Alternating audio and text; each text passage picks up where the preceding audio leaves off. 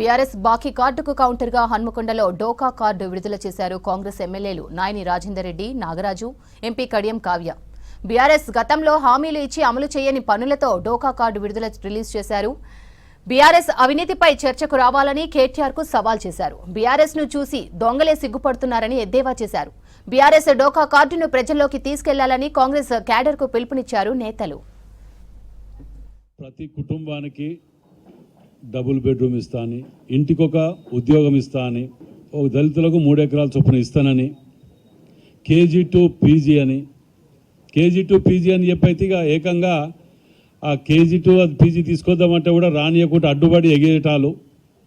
అదే కాకుండా నిరుద్యోగ భృతి ఇస్తా అని, మళ్ళీ ₹1,00,000 మాఫ్ చేస్తా అని చెప్పి దాన్ని కూడా 3 ఇన్స్టాల్మెంట్లలో ఆ మిత్తి కింద జమ అయ్యే విధంగా రైతులను అట్టమోసం చేస్తే మీరు కట్టిన డబుల్ బెడ్రూమ్లో ఇవ్వలేకపోయినారు. ఇప్పటికి కూడా అన్ని నియోజకవర్గాలలో మీరు స్టార్ట్ చేసినా ఇవ్వలేకపోయినారు. కారణం ఏందనేది ఆత్మపరిశీలన చేసుకోవాలి. ఒక 25 మేము ఇంపార్టెంట్ తీసి ఇవాళ మేము ముందు ఉంచుతాను. 25 మాత్రమే ఉంచుతాను. మేము మొదలు పెట్టుకుంటూ తీసుకుంటూ పోతే వాళ్ళు చేసిన వాగ్దానాలు 1, 2 అయితే బాగుండు చెప్పడానికి. ఈ వరంగల్ జిల్లాకైతే ఇక ప్రత్యేకంగా ఒక సముద్రమే తీసుకొచ్చిండు ఏకంగా. అది ఒక్కటి మాత్రం భలే చేసిన దానికి ఆ రోజులల్లో.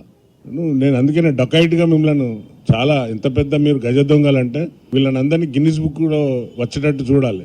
గిన్నిస్ బుక్ రికార్డుల వల్ల ఈ బీఆర్ఎస్ పార్టీని నమోదయ్యేటట్టు చూడాలి.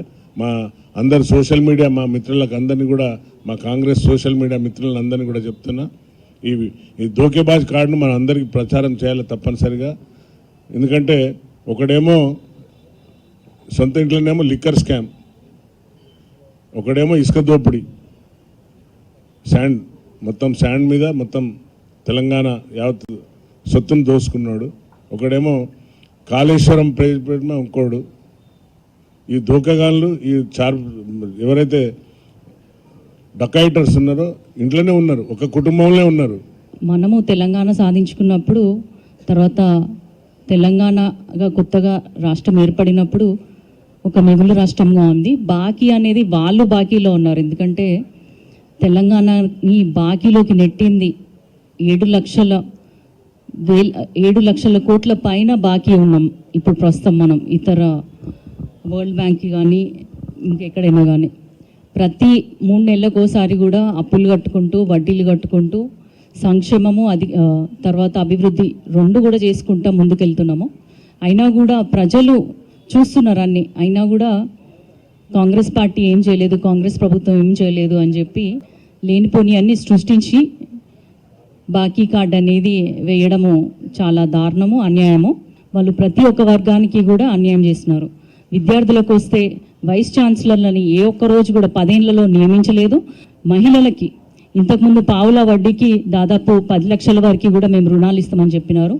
కానీ అది ఏ ఒక్క రోజు కూడా చేయకుండా మహిళలని నిండుగా మోసం చేసి ఇప్పుడు వాళ్ళ మీద అవహేళనగా బస్సులలో ఉచితంగా వెళ్తున్నారంటే ఎవరు వెళ్తున్నారు?